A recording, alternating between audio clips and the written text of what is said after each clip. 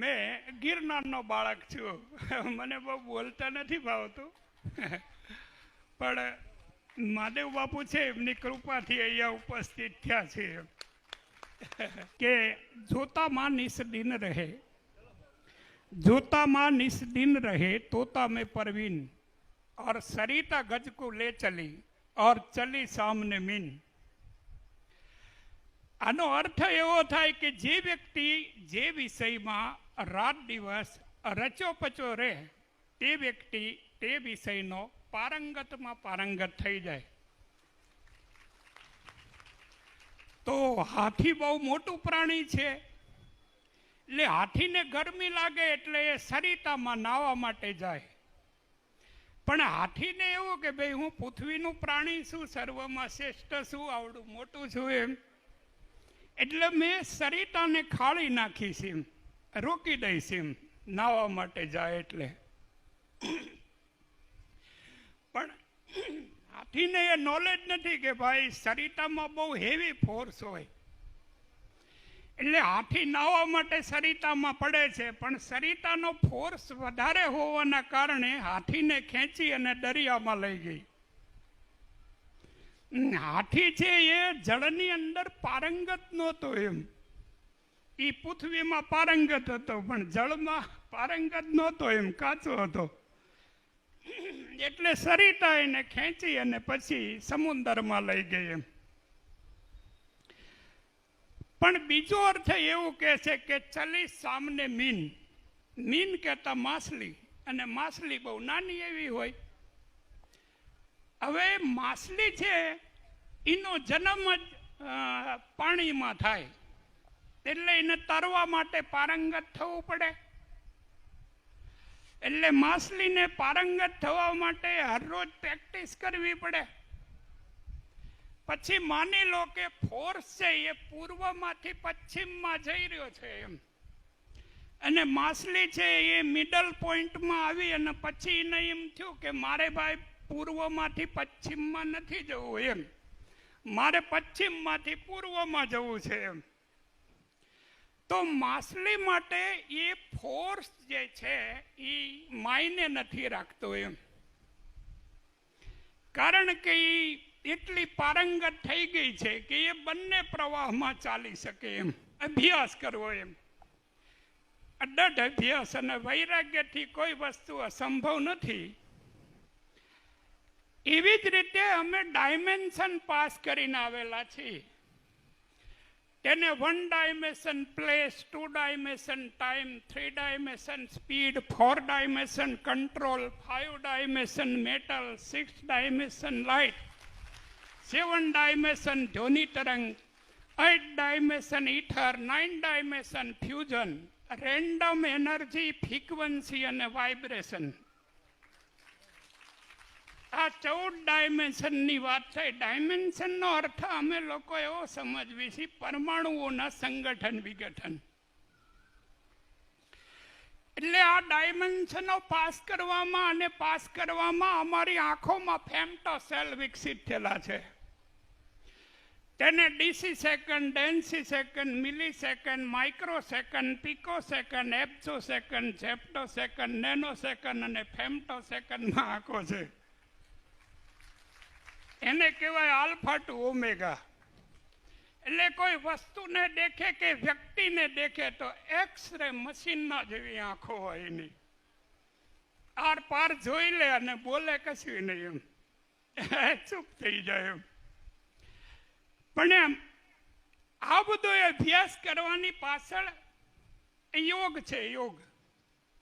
અમે અષ્ટાંગ યોગ કરેલો છે ગુરુના સાનિધ્યમાં રહીને. એટલે માઇન્ડની કક્ષાઓ બધી મેથેમેટિક્સ છે. એમ તેને alpha, gamma, beta, theta, delta, sigma, Nagma, લીમડા, ઓમેગા અને એપ સાયક્લોન ફ્રીક્વન્સી સુધી ડેવલપ થયેલા છે. એમ પોતે પોતાનું વર્ણન ન કરે, પણ વર્ણન એટલા માટે કરી રહ્યો છું કે સાધુ વિશે તમારા મનોવિજ્ઞાનમાં શું સાયકોલોજી છે, એમ સાયકોસોમેટિક શું પ્રોગ્રામ છે. એમ એટલે દઢ અભ્યાસ અને વૈરાગ્યથી simple consciousness, self consciousness, cosmic consciousness, six sense, awareness અને સુપ્રીમ કોસ્મિક કોન્શિયસનેસ સુધી ડેવલપ થયેલો છે ગિરનારમાં. બસ એનું અમે એક નાનું એવું ઉદાહરણ છીએ. તો આ અમે જે તમને વાત કરવી છે એ હમણાં એક નાનો એવો દીકરો ઊભો થયો અને બાપુએ, મહાદેવ બાપુએ એમને એવું કીધું કે આ પારંગત છે વેદમાં. તો દઢ અભ્યાસ અને વૈરાગ્યથી કોઈ વસ્તુ અસંભવ નથી. મેં 17 વર્ષની ઉંમરે ક્વોન્ટમ સ્પીડ રીડિંગ નામનું વર્ઝન પ્રાપ્ત કરી લીધેલું. અને ક્વોન્ટમ સ્પીડ રીડિંગ નામનું વર્ઝન એટલા માટે પ્રાપ્ત કરી લીધેલું કે 100 શાસ્ત્ર, 18 પુરાણ, 52 ઉપનિષદ, 108 સમૃદ્ધિયા અને 4 વેદ બધાય સમાધિમાંથી ઉતરેલા છે. એટલે ક્વોન્ટમ સ્પીડ રીડિંગ નામનું વર્ઝન એટલે પ્રાપ્ત કર્યું કે ઋષિ મુનિઓએ આટલી મહેનત કરી અને આવડા મોટા ગ્રંથો રચ્યા છે, તો આમાં છે શું એમ? પણ કોન્શિયસ માઇન્ડથી રીડ કરવું બહુ મુશ્કેલ છે એવડા મોટા ગ્રંથોને. એટલે અમે ક્વોન્ટમ સ્પીડ રીડિંગ નામનું વર્ઝન પ્રાપ્ત કરી લીધું. એટલે 1000 પાનાનો ગ્રંથ હોય તોય તમે એને ઓસિંગા ઉપર મૂકી અને સૂઈ જાઓ એટલે સવારે રીડ થઈ જાય. તમે અત્યારે સુધી જે એજ્યુકેશન લીધેલું છે એ બધું કોન્શિયસ માઇન્ડનું છે એમ. અને કોન્શિયસ માઇન્ડ છે એ સ્વર અને વ્યંજનની ભાષા છે એમ, સાઉન્ડની ભાષા છે એમ. એ સબકોન્શિયસ માઇન્ડની ભાષા નથી એમ. એટલે મેં જો તમને પ્રશ્ન કરી લઉં કે ભાઈ તમે મારી સાથે ચાઇનીઝ ભાષામાં વાત કરો, પેરિસ ભાષામાં વાત કરો, જર્મન ભાષામાં વાત કરો એમ, તો આપ મને એવું કહો કે બાપુ એવું કંઈ ભણ્યા નથી એમ.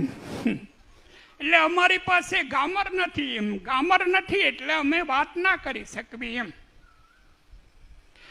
તો એ કોન્શિયસ માઇન્ડની ભાષા થઈ. પણ સબકોન્શિયસ માઇન્ડની જે ભાષા છે તે વિઝ્યુલાઇઝેશન છે એમ, લાઈવ છે એમ. તેમાં કોઈ ભાષાની જરૂર નહીં એમ. આ દેખે અને રીડ કરી લે એમ. તો સબકોન્શિયસ માઇન્ડની ભાષા છે તે બધા આપના બાળકોને શીખડાવો એમ. અને એ ભાષાને શીખવા માટે કોન્સન્ટ્રેશન કરાવો એમ, ધ્યાન. ધ્યાનનો મિનિંગ એવો છે કે સોલાર શક્તિ પડી રહી છે સૂર્યની આખા બ્રહ્માંડમાં. આટલા સૂકા લાકડા છે, આટલું સૂકું ઘાસ પડ્યું છે, કોઈ વસ્તુને બાળતી નથી એમ. પણ એનો મતલબ એવો નથી કે શક્તિ નથી એમ. શક્તિનો આખો મહાસાગર ભરેલો છે એમ. અને તમે ભણેલા છો એમ. એટલે તમારે જો પ્રેક્ટિકલ કે પ્રયોગાત્મક કરવી હોય તો તમારે એક બિલોરી કાચની જરૂર પડે. અને તમે કોઈ સૂકા લાકડા ઉપર ફોકસ કરો તો શું થાય? સળગી જાય ને. બસ એવી જ રીતે તમે તમારા બાળકોને કોન્સન્ટ્રેશન શીખવાડો, મેડિટેશન. અને એ મેડિટેશન એ જ કામ કરશે કે conscious, unconscious, subconscious, supramental, six sense માઇન્ડની કક્ષાઓ ડેવલપ કરશે એમ. અને હવે પછી જો એ રીતે તૈયાર ન થાય તો એને ગુરુકુળમાં લઈ આવો. એટલે બાળકોને હવે ગુરુકુળમાં બી ભણાવો એમ. આટલું બધું તમે સાયન્સ ને આ બધું ભણાવો છો તો ગુરુકુળમાં ભણાવો એમ. ઇન્ડિયાનો યોગી છે સાયન્ટિસ્ટ નહીં, સુપર સાયન્ટિસ્ટ હોય. અને ઇન્ડિયાનો યોગી છે એ ડિઝાઇનર નહીં, ડિવાઇન ડિઝાઇનર હોય. એટલે સાધુ વિશે કે સંતો વિશે આપ સાયકોસોમેટિક પ્રોગ્રામ શું બનાવ્યો છે એ ખબર નથી એમ.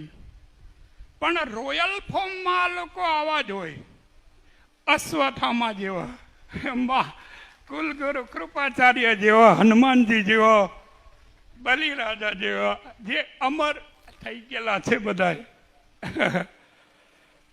હા ને. તો જન્મ અને મૃત્યુ છે નહીં. એમ તમારું બોડી છે એ પદાર્થથી બનેલું છે અને પદાર્થ એક ફોર્મમાંથી બીજા ફોર્મમાં ટ્રાન્સફોર્મ થાય, મરે નહીં. અને તમારો આત્મા છે એ પ્રતિ પદાર્થ છે, એટલે એનું કોઈ દાડો રૂપાંતરણ ના થાય. અને તમે જે ઈષ્ટની ઉપાસના કરો છો એ એન્ટી પદાર્થ છે, એ તો કરોડો જન્મથી એવો ને એવો જ છે. અને આ એ જ યોગ છે. જો કલ્પ પહેલા સૂર્યને કીધો તો સૂર્યએ ઈશ્વાકુને કીધો, ઈશ્વાકુએ મનુને કીધો અને મનુએ રાજ ઋષિઓને કીધો.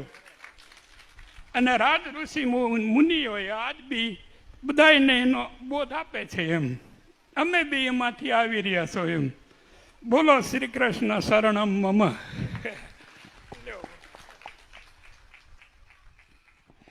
ધન્યવાદ સ્વામીજી.